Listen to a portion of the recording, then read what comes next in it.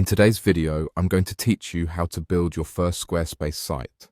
We'll go through the steps together to ensure you start off on the right foot.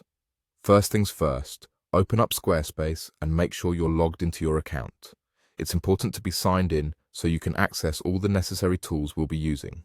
Once logged in, head over to your homepage. You'll find your profile located at the bottom left corner of your screen. Go ahead and click on that.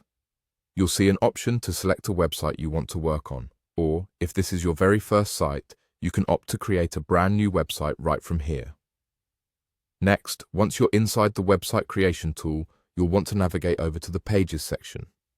This is where the magic starts to happen. Over in the main navigation area, you'll see a small plus icon. Click on it and select Blank Page to get started on a fresh new page. Now comes the creative part. Create a title for your page that captures what it's all about. If you want this particular page to be what visitors see first when they come to your site, click on the settings icon and choose the option to set it as your home page.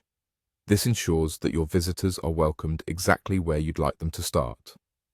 Now, let's move on to customizing the site header. Click Edit and then choose Edit Site Header. From there, tap on Edit Design. This is where you can really start to personalize your site. You also have the option to modify the site title and even add a logo. To edit the title, just double-click on it to make your changes. If you've got a logo ready, you can add that in too, which helps to give your site a polished, branded look.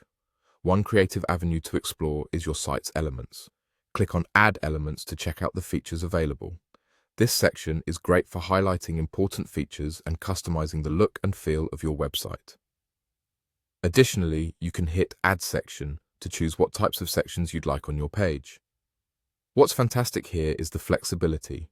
Feel free to mix and match until you find the right balance for your site.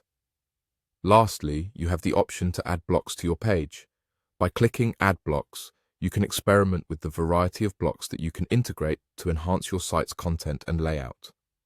Take your time and explore these options.